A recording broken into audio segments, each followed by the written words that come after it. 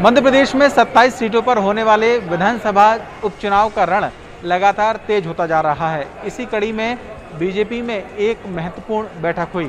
इस बैठक को बीजेपी के राष्ट्रीय संगठन महामंत्री BL संतोष ने लिया।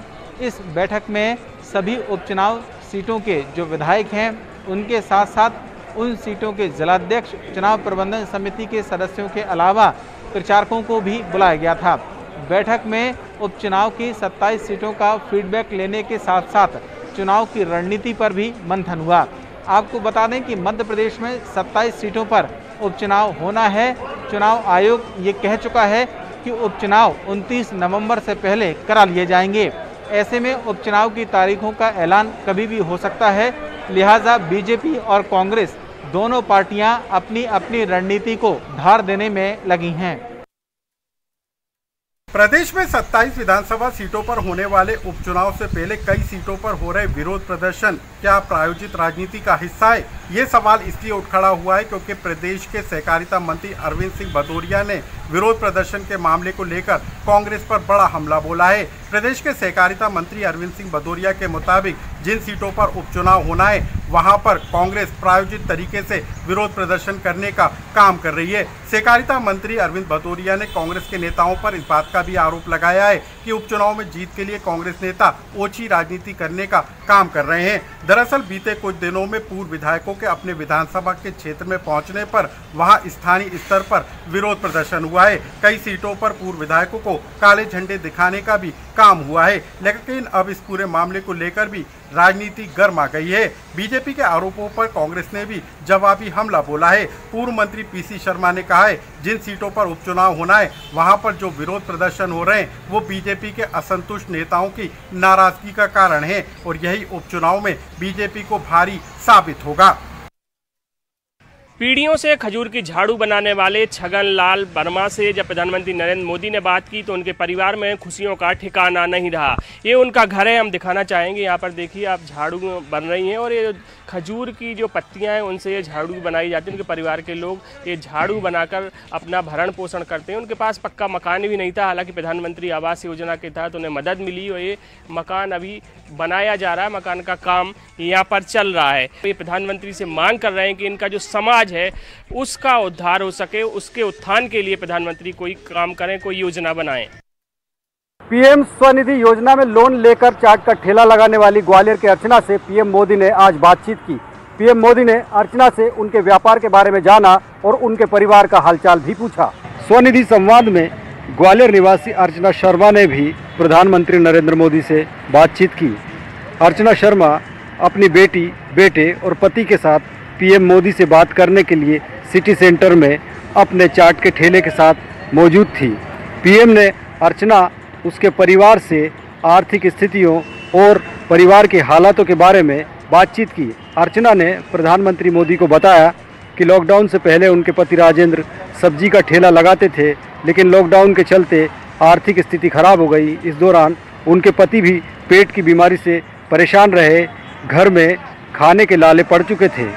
इसी दौरान जब लॉकडाउन खुला तो अर्चना को स्वनिधि लोन के बारे में पता चला तो उसने PM स्वनिधि योजना में 10,000 रुपये का लोन लिया और चाट का ठेला लगाया। अर्चना ने PM मोदी को बताया कि आज वो 400 से 500 रुपये रोज़ कमा लेती है और अब उसकी ज़िंदगी वापस पटरी पर लौट रही है। साथ ही अर्चना के पति ने PM मोदी को बताया कि उसका इलाज भी आयुष्मान योजना के तहत हो रहा है और इसके लिए पूरे परिवार ने उनका आभार व्यक्त किया। PM मोदी ने अर्चना की बेटी से भी बातचीत की। बेटी ने PM मोदी को बताया कि वो पुलिस अफसर बनकर देश की सेवा करना चाहती है। PM मोदी ने अर्चना के साथ ही उनके पति राजेंद्र से भी बातचीत की और राजेंद्र को उनके सेहत का ख्याल रखने की हिदायत भी दी। बैतूल के घोड़ाडोंगरी विधानसभा क्षेत्र के कांग्रेस विधायक ब्रह्मा भलावी शाहपुर में भाजपा कार्यालय के उद्घाटन कार्यक्रम में शामिल होकर विवादों से घिर गए हैं। विधायक ब्रह्मा भलावी न केवल इस कार्यक्रम में शामिल हुए, भाजपा कार्यकर्ताओं के साथ फीता काटा, बल्कि उन्होंने भाजपा के साथ मंच भी शेयर किया। लेकिन जब इस मामले को लेकर कांग्रेस ने हंगामा मचाया तो ब्रह्मा भलावी ने डैमेज कंट्रोल करने के लिए एक के बाद एक झूठ बोलना शुरू कर दिया। पहला झूठ उन्होंने ये बोला कि जिस कार्यालय का उद्घाटन हो रहा था उसका शटर लगा हुआ था और उन्हें ये नहीं मालूम था कि फीता काटने के बाद जब शटर हटेगा तो अंदर क्या होगा। दूसरा झूठ उन्होंने ये बोलकर सनसनी फैला दी कि जब 2018 में वो चुनाव जीते थे तब भारतीय जनता पार्टी ने उन्हें 50 करोड़ रुपए का ऑफर इस बात के लिए दिया था कि वो कांग्रेस छोड़कर भाजपा में शामिल हो जाएं। उनके पहले झूठ का खुलासा एक वीडियो के माध्यम से हुआ जिसमें साफ दिखाई दे रहा है कि जिस कार्यालय का उद्घाटन हो रहा था भाजपा के, उसका शटर खुला हुआ था। ब्रह्मा भलावी बाकायदा भारतीय जनता पार्टी के कार्यकर्ताओं के साथ वहां पर फीता काट रहे थे और अंदर भी वो अपनी मर्जी से ही गए थे। उनके दूसरा जो झूठ है उसका खुलासा तो नहीं हो पाया है, लेकिन अब कांग्रेस को इस बात की तस्दीक ज़रूर करना चाहिए कि जब सरकार गिर रही थी, कांग्रेस की सरकार मुसीबत में थी, तब ब्रह्मा भलावी शांत क्यों थे और तब उन्होंने इस 50 करोड़ के ऑफर वाली बात को सामने क्यों नहीं लाया था। अगर वो समय पर इस बात को सामने ले आते तो शायद कांग्रेस अपने बहुत सारे विधायकों को बचाने में कामयाब हो जाती और आज राजनीति की तस्वीर मध्य प्रदेश में कुछ और ही होती। संपदा की टीम आज पूर्व मंत्री पीसी शर्मा के बंगले पहुंची और उनका सामान खाली कराया जा रहा है, उनका घर खाली कराया जा रहा है। भोपाल में एक बार फिर से बंगला पॉलिटिक्स चालू हो चुकी है। जिस तरीके से आज सुबह पुलिस प्रशासन और अफसर पूर्व मंत्री पीसी शर्मा के बंगले पहुंचे, धीरे धीरे सामान खाली कराने की प्रक्रिया भी शुरू हो गई। हालांकि पीसी शर्मा का कहना है कि वो स्वेच्छा से अपना घर खाली कर रहे हैं क्योंकि हाई कोर्ट ने विधायक के तौर पर दिया जाने वाला बंगला आवंटन होने तक उनको खाली कराने पर स्टे दिया था, लेकिन बार बार संविदा विभाग का फ़ोन उनके पास आ रहा है जिसकी वजह से अब वो स्वेच्छा से बंगला खाली कर रहे हैं। उन्होंने साफ तौर पर यह भी कहा कि हमारी सरकार ने कृष्णा गौर समेत कई बीजेपी नेताओं से बंगला खाली नहीं करवाया था और यही फ़र्क है बीजेपी और कांग्रेस की सरकार में। जिस तरीके से शर्मा ने बयानबाजी की है, साफ तौर पर यह कहा जा सकता है कि अब संपदा की टीम भी एक्टिव हो चुकी है क्योंकि धीरे धीरे पूर्व मंत्रियों के बंगले खाली कराए जा रहे हैं और इस पे अब कांग्रेस के नेताओं को आपत्ति होने लगी है और इसी बात को लेकर के बयानबाजी करते भी वो नज़र आते हैं जिसपे साफ तौर पर बीजेपी पर निशाना साधा जाता है कि किस तरीके से अब वो पूर्व मंत्रियों के बंगले खाली लगातार करवाई जा रही है और संपदा की टीम भी अब एकदम से एक्टिव होती हुई नजर आ रही है। कुख्यात बदमाश मुख्तार मलिक पर नगर निगम की कार्रवाई जारी है। उसका मकान जो कि श्यामला हिल्स इलाके में, उसे तोड़ने के लिए नगर निगम और जिला प्रशासन की टीम यहां पर पहुंची हुई है। श्यामला हिल्स थाने के अलावा पुलिस लाइन से फोर्स बुलाया गया है और इस फोर्स के जरिए सुरक्षा के तमाम इंतजाम यहां पर किए गए हैं। जेसीबी की मदद यहां पर मकान को तोड़ने के लिए ली जा रही है। इसके अलावा जो नगर निगम की दूसरी टीम है वो इस घर के ऊपर लगातार जो है अतिक्रमण को हटाने का काम यहाँ पर कर रही है। नगर निगम की तमाम टीमें यहाँ पर मौजूद हैं और वो लगातार इस मकान को तोड़ रही है। और बताया ये भी जाता है कि कल जिस तरीके से मुख्तार मलिक की गिरफ्तारी हुई और 50 से ज़्यादा उसके खिलाफ मामले दर्ज है, रायसेन जिले से मुख्तार मलिक को गिरफ्तार किया गया है। वहाँ पर ढाबे पे मुख्तार मलिक एक मामले में फरार था। भोपाल क्राइम ब्रांच ने इस कार्रवाई को अंजाम दिया है और नगर निगम की टीम यहाँ पर मौजूद है और नगर निगम की टीम के अलावा जो अतिक्रमण दस्ता है वो यहाँ पर पहुँचा हुआ है, वो लगातार यहाँ पर कार्रवाई कर रहा है। शिवराज सरकार का एक्शन है और इसी एक्शन पर इस कार्रवाई को अंजाम दिया जा रहा है। मुख्तार मलिक के घर को यहाँ पर गिराया जा रहा है। इससे पहले तमाम अतिक्रमण को तोड़ने का काम किया गया था।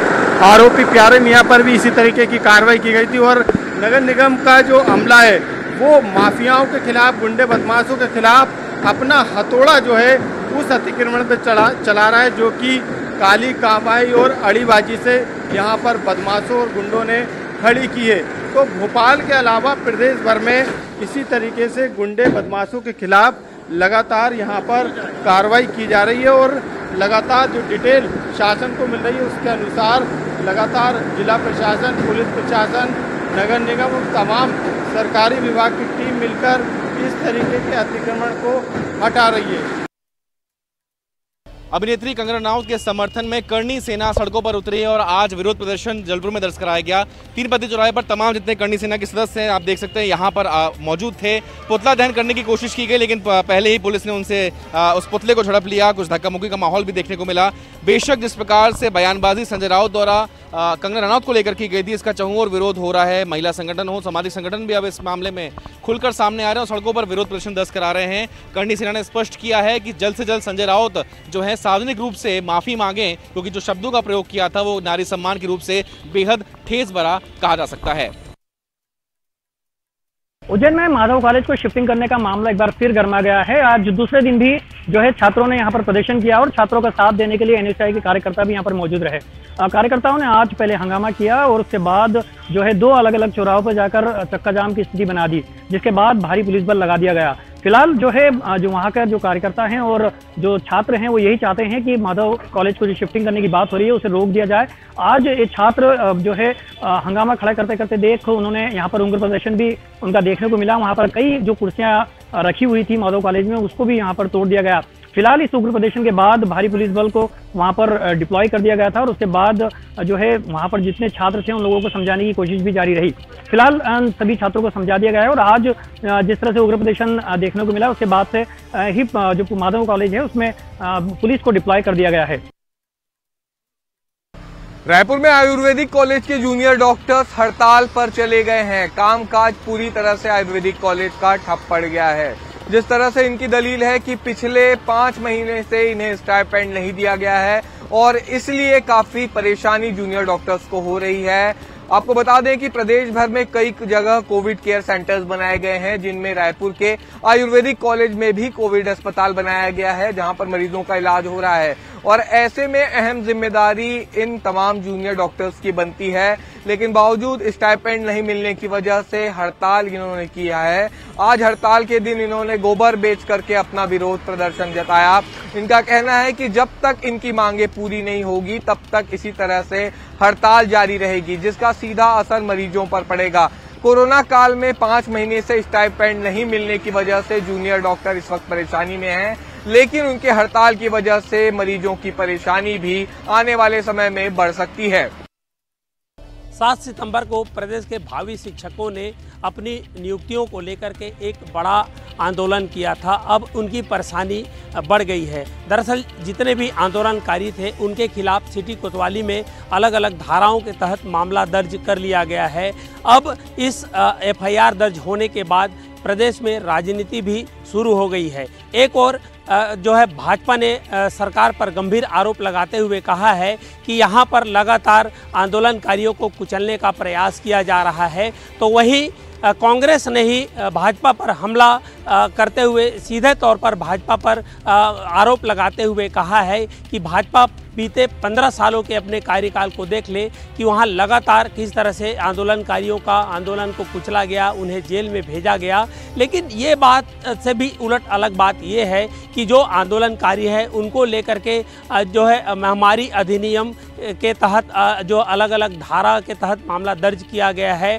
अब जो संगठन बीएड डीएड जो प्रशिक्षित हैं संगठन के लोग हैं वो इस जो है एफआईआर को लेकर के चुप्पी साधे हुए हैं, लेकिन उनके समर्थन में शासकीय तृतीय वर्ग कर्मचारी संघ भी आ गया है। तो कुल मिलाकर कहा जा सकता है कि आंदोलन की राह पर जितने भी अभ्यर्थी थे अब उनके ऊपर एफआईआर होने के बाद अब उनकी गिरफ्तारी होगी या नहीं होगी ये तो आने वाला वक्त ही बताएगा। फिल्म अभिनेत्री कंगना रनावत के बंगले में और जिस तरह से उनके ऑफिस में बीएमसी ने तोड़फोड़ की है उसकी आहट छत्तीसगढ़ तक भी पहुंच चुकी है। यहां पर भी बीजेपी और कांग्रेस आमने सामने आ गए हैं। जिस तरह से बीजेपी का कहना है कि वहां पर नारी का अपमान किया जा रहा है और जिस तरह से तोड़फोड़ की जा रही है वो पूरी तरह से गलत है।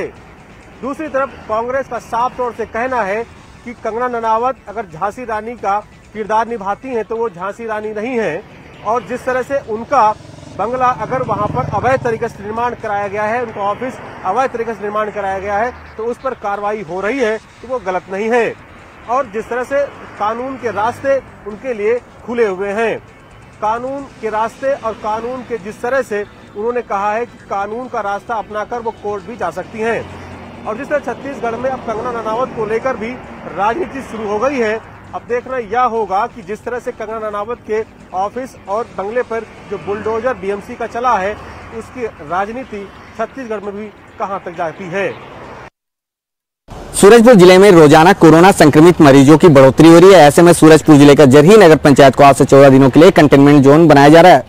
दरअसल सूरजपुर जिले के जरही नगर पंचायत में पिछले एक सप्ताह में 100 से ज्यादा कोरोना संक्रमित मरीज मिलने के बाद नगर पंचायत को आज से 14 दिनों के लिए कंटेनमेंट जोन बनाकर कंप्लीट लॉकडाउन का कलेक्टर रणवीर शर्मा ने आदेश जारी किया है, जहां अति आवश्यक सेवाओं को छोड़ सभी सेवाएं बंद रहेंगी। साथ ही लोगों का घरों से निकलना पूर्णतः प्रतिबंध रहेगा। गौरतलब है कि सूरजपुर जिले में अब तक 600 से ज़्यादा कोरोना मरीज मिल चुके हैं, जिनमें लगभग 300 मरीज ठीक हो चुके हैं और बाकी मरीजों का इलाज कोविड अस्पताल में जारी है। ऐसे में एक सप्ताह में 100 से ज़्यादा मरीज केवल जरही नगर पंचायत में मिलने के बाद अब कंप्लीट कंटेनमेंट जोन बनाए जाने पर नगर पंचायत अध्यक्ष बीजू दासन ने नगर वासियों से कंटेनमेंट के नियमों का पालन करने के साथ घरों में सुरक्षित रहने की अपील किए हैं। बहरहाल जिले में बढ़ते कोरोना संक्रमित मरीजों के मद्देनजर जरही नगर पंचायत को 14 दिनों के लिए कंटेनमेंट जोन बनाए जाने से कोरोना संक्रमण पर कितना अंकुश लग पाता है, यह तो आने वाला वक्त बताएगा। जिले में कोरोना का विस्फोट जारी है। लगातार कोरोना के संक्रमित जो मरीज हैं उनकी संख्या बढ़ती जा रही है, जिसे देखते हुए अब सामाजिक संस्था भी सामने आने लगी है। इन सामाजिक संस्थाओं के द्वारा समाज को निःशुल्क कोरोना मरीजों के लिए दिया गया है, जहां बेड की व्यवस्था कर दी गई है। वहीं हम आपको बता दें कि सामाजिक संस्थाओं के द्वारा इनके खाने की निःशुल्क व्यवस्था भी की गई है, जिसमें कोरोना मरीज जो रहेंगे उनको निःशुल्क भोजन दिया जाएगा। साथ ही हम आपको बता दें कि लगातार जिले में कोरोना के जो मरीज हैं वो बढ़ रहे हैं, जिसे देखते हुए दिल्ली की 3 सदस्यीय टीम आज राजनांदगांव पहुंची थी और राजनांदगांव जिले का निरीक्षण कर वापस हो गई है। वहीं बता दें कि लगातार जो मरीजों की संख्या है उसमें इजाफा हो रहा है, जिसमें अब तक 3700 से अधिक जो कोरोना के पॉजिटिव जो मरीज हैं वो मिले हैं। और साथ ही हम आपको बता दें कि लगभग 1800 से अधिक जो मरीज हैं वो डिस्चार्ज होकर अपने घर चले गए हैं। साथ ही 1881 जो मरीज हैं उनका उपचार अभी भी कोविड अस्पताल में जारी है। वहीं 34 लोगों की मौत अब तक हो चुकी है। तो कहीं ना कहीं ये चिंता का विषय बना हुआ है और जिला प्रशासन इसके लिए सचेत है और पूरे जिले में अलर्ट जारी है। राकेश यादव, न्यूज़ 18, राजनांदगांव।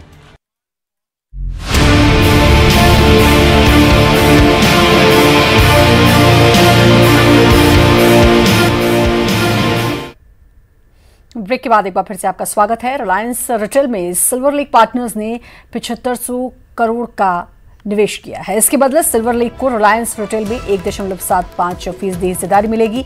ये डील इसलिए महत्वपूर्ण है क्योंकि भारत में RIL अपने खुदरा व्यापार का विस्तार कर रहा है और उसकी टक्कर अमेजॉन और फ्लिपकार्ट जैसी कंपनियों से है। सिल्वर लेक के इस निवेश से RRVL का इक्विटी मूल्यांकन 4.21 लाख करोड़ हुआ है। इस लिहाज से सिल्वर लेक का RRVL में निवेश 1.75% हिस्सेदारी के लिए है। सिल्वर लेक के तरफ से ये रिलायंस इंडस्ट्रीज की अनुषंगी कंपनी में दूसरा बड़ा निवेश है। इससे पहले कंपनी ने रिलायंस की ही अन्य इकाई जियो प्लेटफॉर्म्स में $1.35 अरब का निवेश किया है।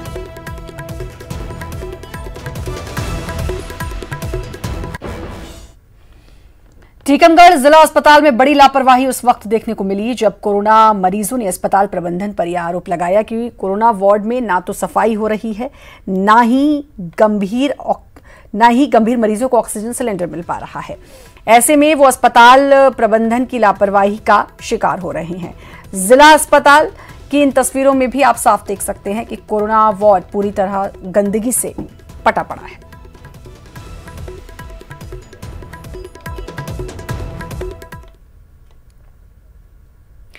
कोरोना के संक्रमण काल के दौरान बीते 6-7 महीने से सुनसान पड़े बस्तर के पर्यटन स्थलों में रौनक लौट रही है। कोरोना के संक्रमण काल के दौरान बीते 6-7 महीने से सुनसान पड़े बस्तर के पर्यटन स्थलों में रौनक लौट रही है। देश का नियाग्रा कहलाने वाले जगदलपुर चित्रकूट में धीरे धीरे पर्यटकों की भीड़ जमा होने लगी है। सरकार के द्वारा तय गाइडलाइन के तहत धीरे धीरे अब सभी गतिविधियों के संचालन की अनुमति दी जा रही है। हालांकि कोरोना का संक्रमण अभी पूरी तरह से खत्म नहीं हुआ। इस वजह से सरकार ने मास्क, सोशल डिस्टेंसिंग का पालन करते हुए पर्यटन स्थलों में लोगों को जाने की छूट दी है। बारिश के बाद चित्रकूट जलप्रपात का नजारा काफी मनमोहक हो चला है। ऐसे में चित्रकूट जलप्रपात की खूबसूरती को करीब से निहारने पर्यटकों का आना शुरू हो चुका है। लेकिन लापरवाही किस तरह की हो रही है, जरा ये भी देखिए। न्यूज़ 18 के कैमरे में कैद चित्रकूट जलप्रपात की खूबसूरती को मन को मोह तो रही है, लेकिन इसी मौज मस्ती के बीच लोग कैसे अपनी जान की परवाह नहीं कर रहे हैं, उसका भी नजारा देखिए। तेज लहरों के करीब जाकर लोग सेल्फी ले रहे हैं। सबसे खास बात यह है कि कोरोना का ग्राफ जिस तेजी से बढ़ रहा है उसका भी ख्याल इन्हें नहीं है। पर्यटकों की भीड़ में ना तो कोई सोशल डिस्टेंसिंग का पालन हो रहा है और ना ही लोगों ने मास्क लगा रखा है। और वहीं चित्रकूट जलप्रपात देखने के लिए लोग आ रहे हैं। लोग लापरवाह रवैया भी अपना रहे हैं जो कि खतरनाक साबित हो सकता है। चित्रकूट जलप्रपात में पहुंच रहे पर्यटकों की लापरवाही की तस्वीरें देखने के बाद अब आइए आपको दिखाते हैं लापरवाही की कुछ और तस्वीरें, जहां पर लहरों के बीच में बैठे कुछ लड़के और युवा सीधे तौर पर मौत को दावत देते नजर आ रहे हैं। ये बात तो तय है कि बारिश के बस्तर की नदी झरनों का सौंदर्य काफी ज्यादा निखर आया है और लोग ऐसी जगहों पर जाने से अपने आप को नहीं रोक पाते हैं।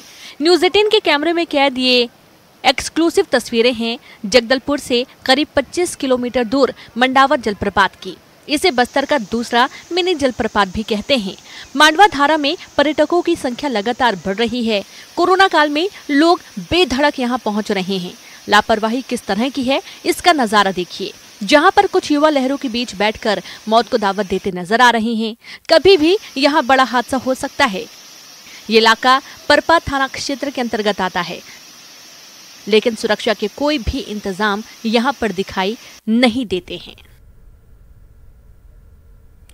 और इसी के साथ फिलहाल इस बुलेटिन में इतना ही। बाकी खबरों के लिए लगातार बने रहिए न्यूज़ 18 मध्य प्रदेश छत्तीसगढ़ के साथ।